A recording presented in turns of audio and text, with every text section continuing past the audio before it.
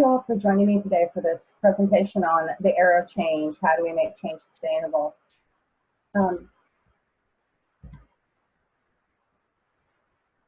As mentioned, kind of what we're going to do today is we did some research earlier this year looking at change management in particular, because we wanted to understand kind of what is it that makes it tick, as well as, you know, what are kind of the major things that people need to stay aware of as we kind of go through and adopt more change management in our life.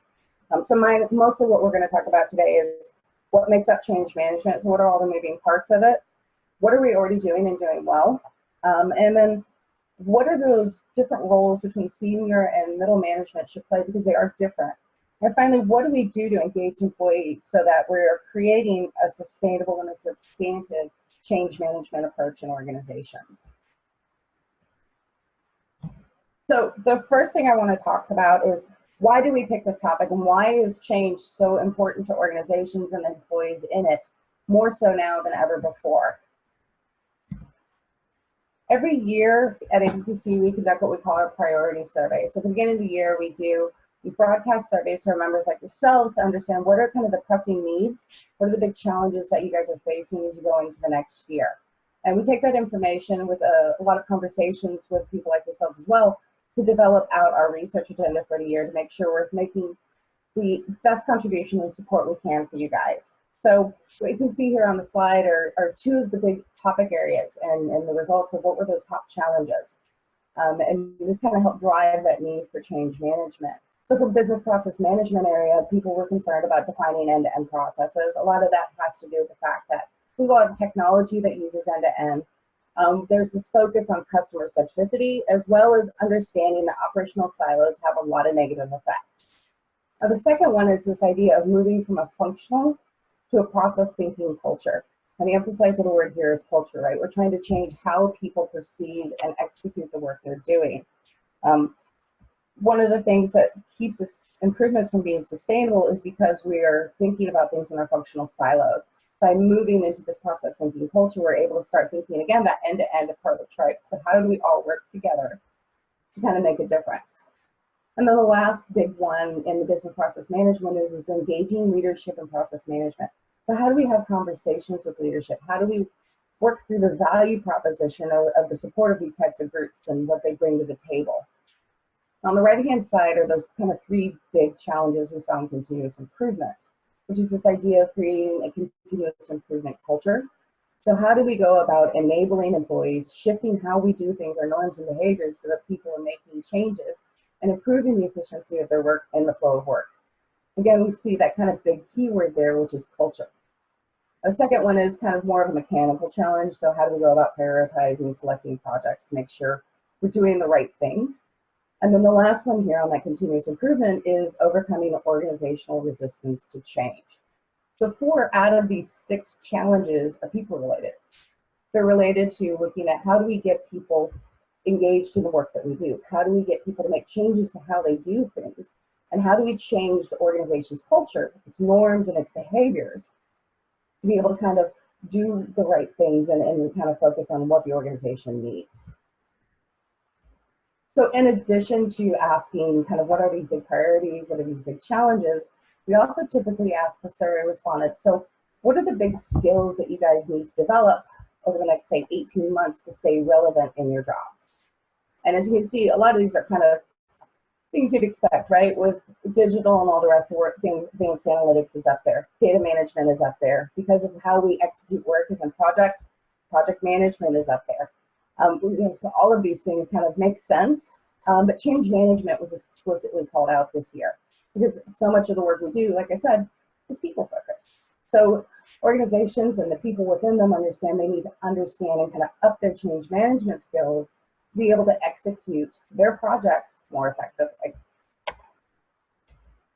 So that was kind of why we started studying this topic and why change management we feel is so important to organizations these days.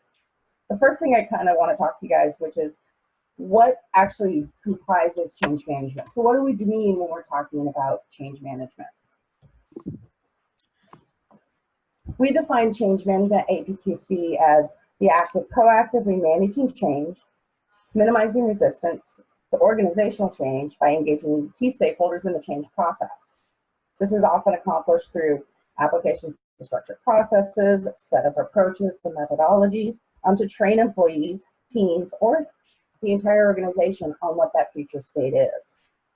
Now that not so simple paragraph also kind of doesn't really do justice to all the moving parts that are part of change management. So we kind of pulled out 6 key components of change management practices for organizations. And the first one you can see here is structure. So this is all kind of the infrastructure and the pieces that make it work. Do you have dedicated staff? Do you have a budget?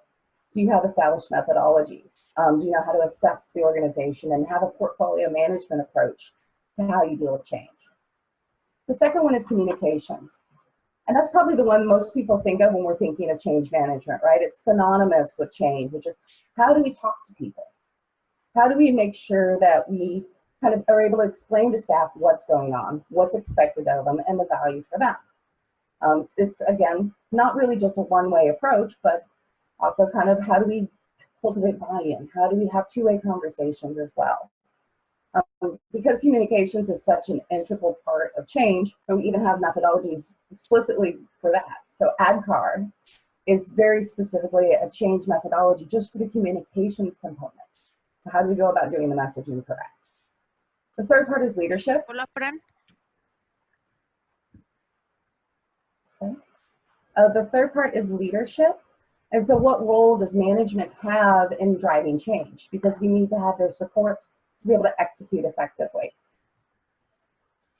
The fourth one is engagement. And I think this is probably one of the biggest, hardest areas for organizations to address. Holly, Yes, sorry. Excuse me, I think the sound is not very well. So somebody said to me that you are so very close to the microphone. Can you just get a little bit far from it to Okay. hear better? Thank you so All much. right. I think so. Adjust this and see if this works better. All right. So engagement, I think, is the hardest part and probably the biggest place of where we struggle with change. And this is kind of because it's that emotional connection, right? So it's how we create emotion between the employees and the organization, as well as emotion between what's going on and the changes that they're being asked to make.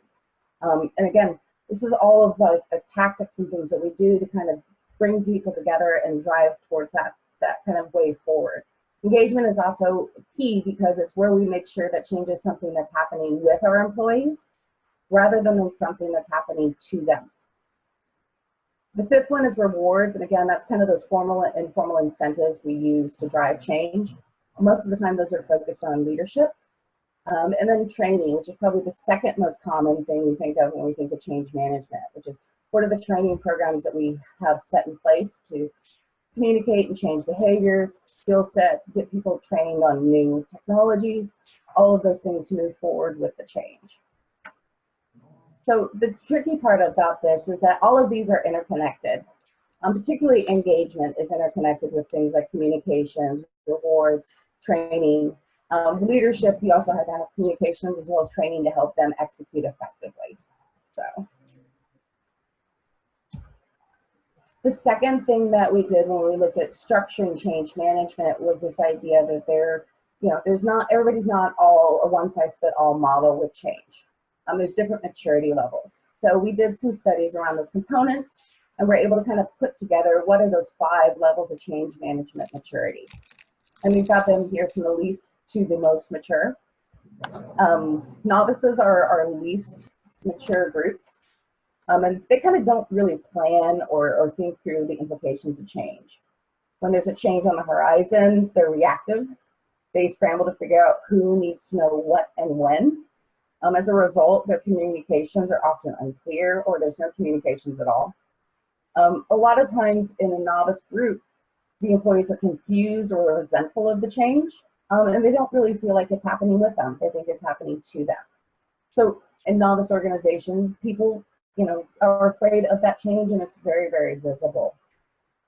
The next level up are advanced beginners. And these guys understand change management, understand why it's important.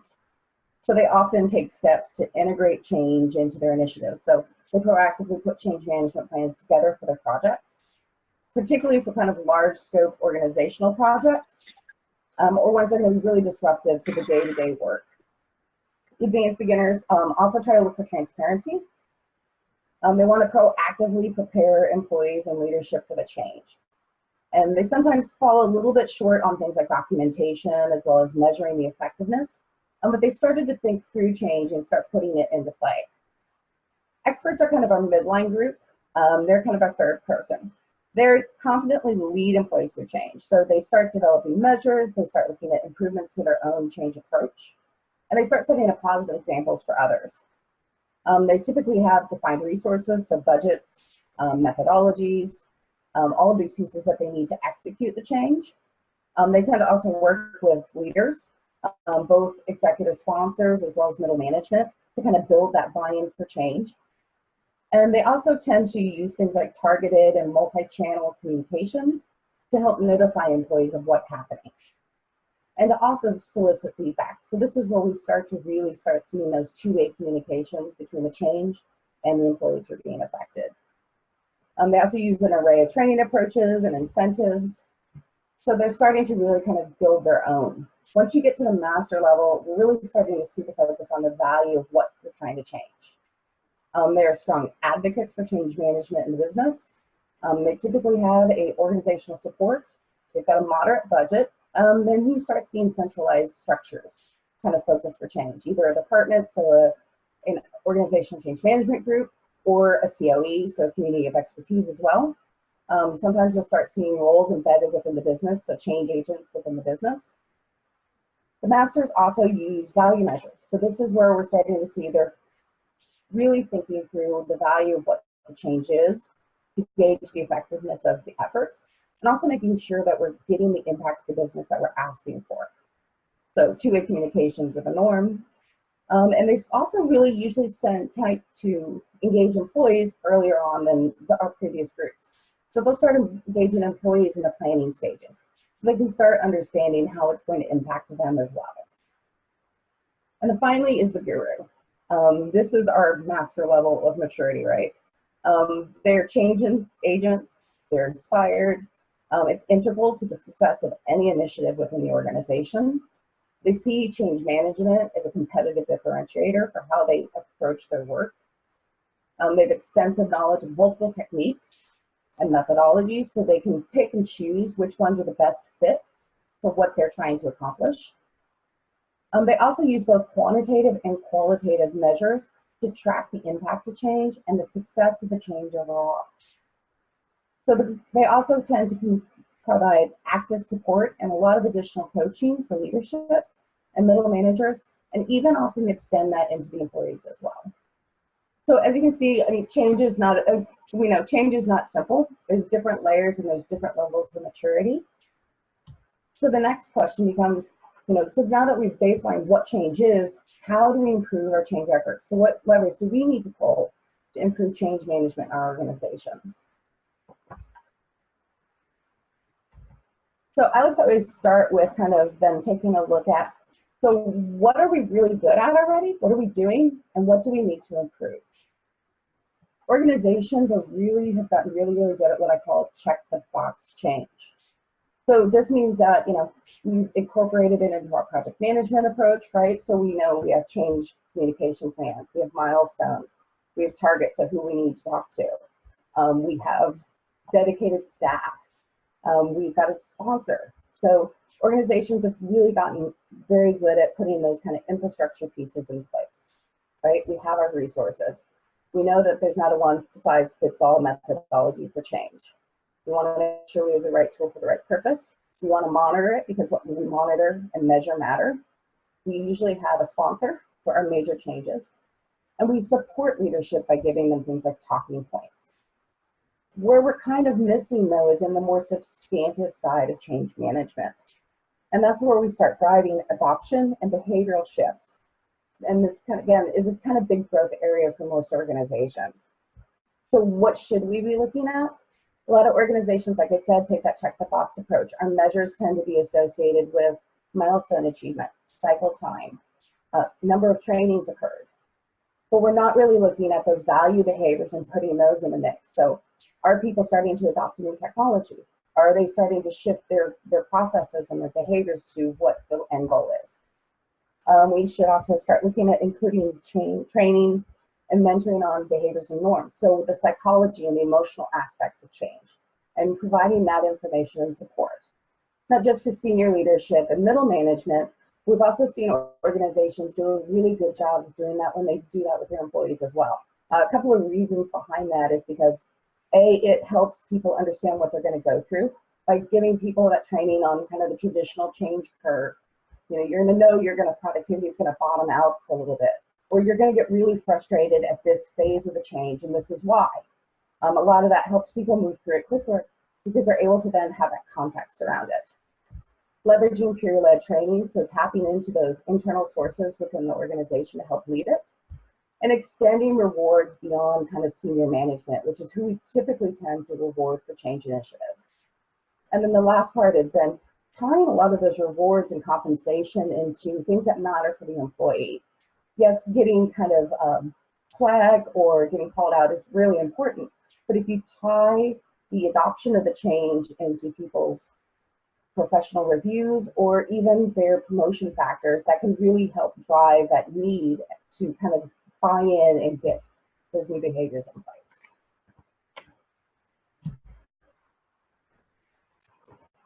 So how do we do this?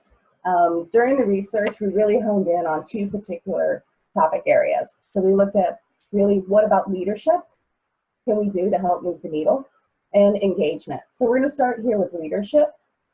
Leadership is really essential to the success of any change project, whether it's an enterprise-wide initiative or even a smaller impact one that goes for a couple of teams or a function.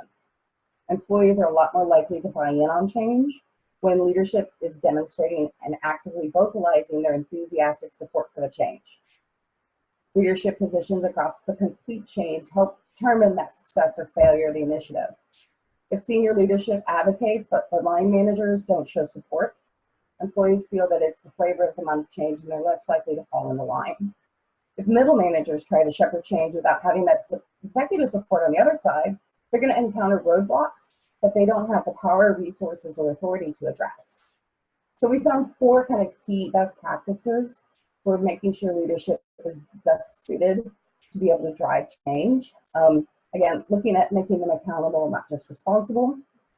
Scaling those change responsibilities by role, because like I said, it does matter because they are different.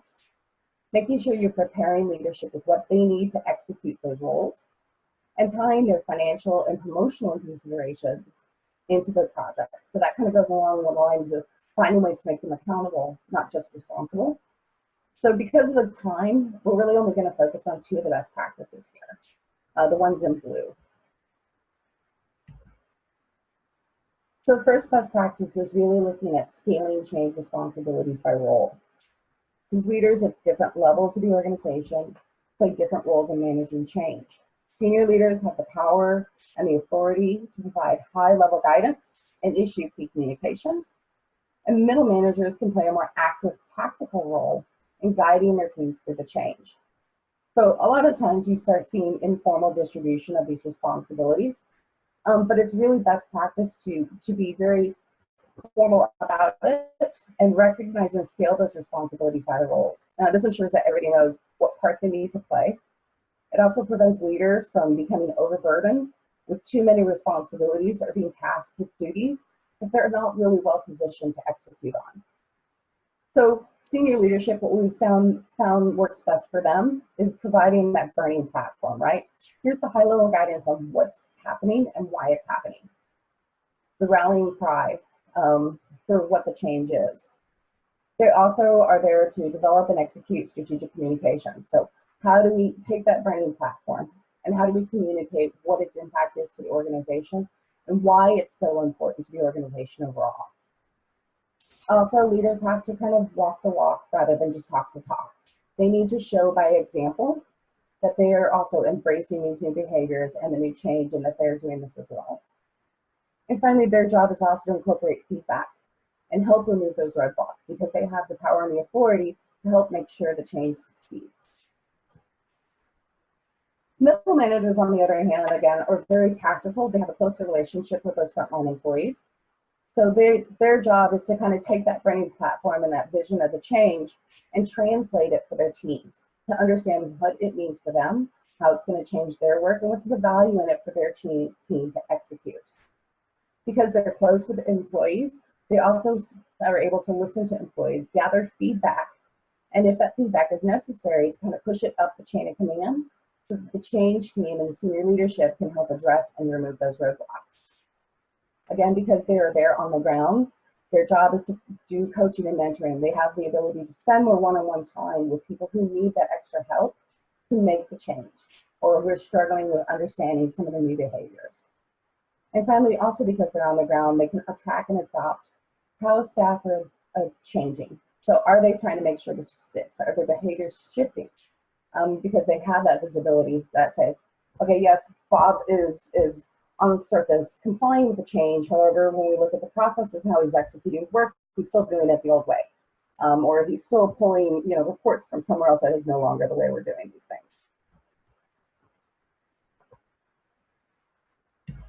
In addition to scaling those changes, we also have to support leadership with the right tools and in training that they need to execute those roles. So we also asked, the organizations, what were the different trainings and support they provide those different roles. And what we found was that senior management, most of these kind of make sense. They're provided with talking points to talk about the change. They're trained on new behaviors that we want them to adopt, as well as change management principles. And also things like corporate communication, or the change management team work with them to proactively schedule their communications and help convert some of their talking points with them into those communications, because they're a lot of times very, very busy. So we help make the job of their communication visions a lot easier. Middle management has a lot of the same training. They also receive talking points. They're also, going to get training on new behaviors as well as change management principles. However, middle management also receives additional support. A lot of times they will be trained on some of those personal, emotional, and kind of change aspects, right? So looking at how do you identify and address emotional reactions to change? Because a lot of times change is a very emotional thing. How do you go about then training them to influence behavior? So if somebody is reacting with this emotion or this thing, this is how you go about addressing those kind of resistances and how you can influence those changing behaviors. And finally, how about mitigating those potential resistance? So looking at the very tactical aspect of people management is incredibly important. So for example, one of the case studies in this project was Puget Sound and Energy. They offered a variety of training tailored specifically for their change management by the different people within the organization. They have ProSci classes that are designed specifically for managers and supervisors. They also had a separate ProSci class for employees as well, so they could understand the impacts of change. They've got training specifically dedicated to sponsors, so educating sponsors on what their role in the projects are, and a combination of curriculum that was project management and change management together. They even had training for their steering committee. So what are kind of their role, as well as, again, that project and that change management training focused for that group. They did coaching and mentoring courses to help managers evaluate employees, their change readiness, and how to mitigate those emotional responses. They also then had training for what they call their change network, which is a group we'll talk about here in a little bit more depth in a minute, but how they also did support for their change agents. So the second part, so that was kind of looking at some of the ways that we see in organizations match those pieces together. The second, like I said, the other area we looked at was engagement and looking at best practices for engaging employees in change. This is definitely a much more complex area because engagement touches on so many of those other components, as you can see here. Communications is a major factor when we're talking about engagement. Training, rewards, as well as monitoring and measuring the impact of change. So when we did this study, we found that there was 7 specific best practices for engagement. So again, communication, a lot of that is about using two-way, not just using push communications, building those interactive communication points with staff so that it is a conversation. For training, again, looking at the tailoring of training programs like we just discussed, and leveraging natural centers of influence or peers to help drive and influence change by doing peer-led training. Rewards, making sure they're integrated with things the employees care about, their performance measures, as well as their reward systems, and making them meaningful. And finally, monitoring engagement, so making sure we're tracking change as the different phases of it and the different pieces of it, not just the end result. So again, because of time, we're really only going to focus on 2 of these today.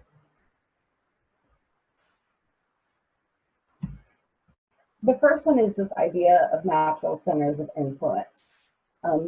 Peer-led training has a lot of benefits for organizations. Employees are a lot more likely to buy in to change if they learn about it from somebody they already know and somebody they already trust. So when employees have questions weeks, months down the line after that initial training has happened, it's much easier for them to just turn over to one of their colleagues that they communicate with on a regular basis, or even sit right next to them, trying to get clarification or answers. Employees also that are delivering these trainings, it's a valuable development opportunity for them as well. And some organizations have also found that using peer-led training is a much more cost-effective method for kind of engaging and executing training. The downside is that many organizations don't actually take full advantage of peer-led training. Some of them will tap into it for 1 or 2 really high, big projects, but they're not able to then leverage those natural centers of influence on an ongoing basis. Again, a lot of what best practice organizations do is they work with leadership to identify who are the people that people go to ask questions, and identifying those centers within the frontline employees or even some of the lower management for these are the people that people trust. And this gives them the ability to communicate information and training and creating buy-in from that ground up. Like I said earlier, Puget Sound and Injury does a great job of this. They have a whole network of change agents. So they identify these people for specific projects, but they keep the network alive throughout. So these are also then ongoing change agents within the organization that they can tap into for additional projects. So if there's something else that comes down the line for their area, they've already got somebody who's trained on a lot of the pieces that they need to be trained on. They specifically then work with their leadership to identify who are the candidates when they started doing this. Then they kind of reached out to them to explain the role. They conducted formal training, explain the time commitment that was going to be part of their responsibilities on a regular basis, and set up like a center of excellence as well as a community of practice for these groups to be able to stay in contact with one another and share successes. Typically for them, their change agents have kind of those 4 big buckets like we already talked about of responsibilities, right? They deliver communications about the change to their team. So they're able to translate to their team members what is important and why this is important for us and what's the benefits for us. They will often do informal training. So for organizations, say that do an Office 365 adoption, they will have somebody within the team do some of the initial things like, so here's what Office 365 means for our team and the type of project work we will do. They're able to identify resistance points because people can come to them to share and understand what their pain points are and where they fit within the scale of vitality to address. And they can also work with the teams as well as management to help resolve those resistance points, be it through additional training or a conversation about kind of what, digging into the root cause of it. In a lot of ways, the change agents play a very similar role to those middle managers.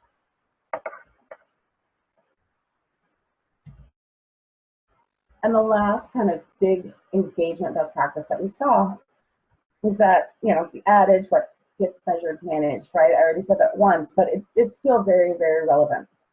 Best practice organizations identify measures that reflect the progress of the change initiative. They actively monitor them then so they can proactively address resistance and again, shift the course. So instead of kind of a one and done type of measurement, they're able to start thinking through not just what the measures for the project are, but how do we measure how people are doing the changes and how they're adopting it? And how is our overall change management approach providing an impact and benefits to the organization itself? So I've got 2 examples here for how we've seen some organizations do this. Again, Puget Sound and Energy, This is a wonderful case study, and I think we've got a link for it at the end of this. They've done a great job of managing the change management and the project management together. It's a great one for anybody to read, because I think they've really thought through a lot of kind of these key factors. So for them, they track kind of 4 major measures for all of the projects that change management teams on. And the first one here is effectiveness, or the change effectiveness. So this is where they engage with leadership to make sure that leadership feels that they've been supportive of the initiative and that they're happy with the results. So how effective were their efforts from that perspective of their key stakeholder, which is the sponsors for this project. The second one is engagement. So that's when they start taking a look at how engaged were the employees themselves within the change. And they use a bunch of different methods. They found that there's not a one-size-fits-all way to gauge engagement. Sometimes it's sometimes it's post-project surveys, looking at how they felt it went, what did they get out of it. Sometimes it's kind of doing group conversations, so focus groups or open houses to discuss the change. And then I also do a lot of one-on-one meetings with the different stakeholders within the team to understand how they feel about the change. The third one is adoption. And I think this is a vital one that a lot of organizations tend to kind of skip when they're looking at change management and projects. So we are very good at looking at, did the training occur, did the change management occur? And then we look and see if we're getting the value out of the change. So what are those final KPIs we outlined in the business case? But there's kind of a step in between that a lot of organizations don't necessarily measure. Because when you're doing a change, it takes time. And so you need to be able to see where it's going to be able to course correct. So for them, when they kind of looked at those adoptions, it's what degree were the implemented changes utilized, right? So what are the behaviors that are going to shift us to what we wanted to do? So are we doing a new technology adoption? Are people still utilizing the new dashboards for their decision making? Are they adopting the new process and executing it effectively? So all of those kind of adoption measures are very, very important to be able to help us guide through that part when we're going through those change journeys. And the last one that they do, which I think is also really smart, is they measure sustainability. So this is what is the degree of knowledge transfer from the change project to the business, so that they can own and drive the change moving forward. And how they do this is they continue to monitor these top 3 aspects, so effectiveness, engagement, and adoption, for up to 6 months after the project closes. And because that, again, change has kind of a wave effect. There's an immediate peak where people are very, very aware of it, but then potentially people backslide afterwards, after it's no longer kind of in their face anymore. So they manage to make sure these changes are sustainable by continuing to look at the after effects. One thing they also do track that is not up here as kind of their 4 majors is they also track change fatigue across the portfolio of their changes. So their organizational change team runs kind of a regular report that looks at the impact of change across all the different projects, but also they look at it by the individual and by the roles as well. And the whole idea behind this is that they're able to see where people are in these different stages of change and the projects that are all impacting these groups, to make sure that one group is not getting overwhelmed at any point in time for the change. Because as we know, with the constant cycle of change these days, change fatigue is a real problem that a lot of us have to address. The second group is another case study that we did with an automotive company who preferred to be blinded for the case study, but they were going through a huge organizational restructure where they completely changed their business model. They overdid all of their technologies, so they went through a huge digital transformation, restructuring, and even changed out some of the product lines. For them, they wanted to use what they call 3 leading measures to manage and track change across the organization. So the first one is those initializing behaviors. This is the first phase of measuring how change is going. And for them, it was looking at what are the percentages of training for these projects that have been completed. So looking to just make sure we're engaging people, right? So we're doing the things that we're supposed to do. The second one is, again, those kind of behavior adoptions. What are the trainings to successful in driving those new behaviors and getting people to do the new things that we're looking for? They also include kind of a maturity assessment here. They call them base camps up the mountain. to see how mature each group was in its change readiness and its ability to adopt these behaviors. And then the third one is those measures of success. So what degree did these investments and the training as well as the change management work help deliver the positive impact on the KPIs for the business unit that's undergoing the change? So first off, again, training, making sure we're executing what we need to do to help people along, looking to see if they're actually using what we've done on training, and three, how does that then change translate into the success and the value for the business? We also use some lagging indicators, overall, things like customer and employee satisfaction, as well as kind of the delivery speed and the velocity and the quality of their overall change program. But these were the kind of the three big ones that helped them understand how well their projects were going.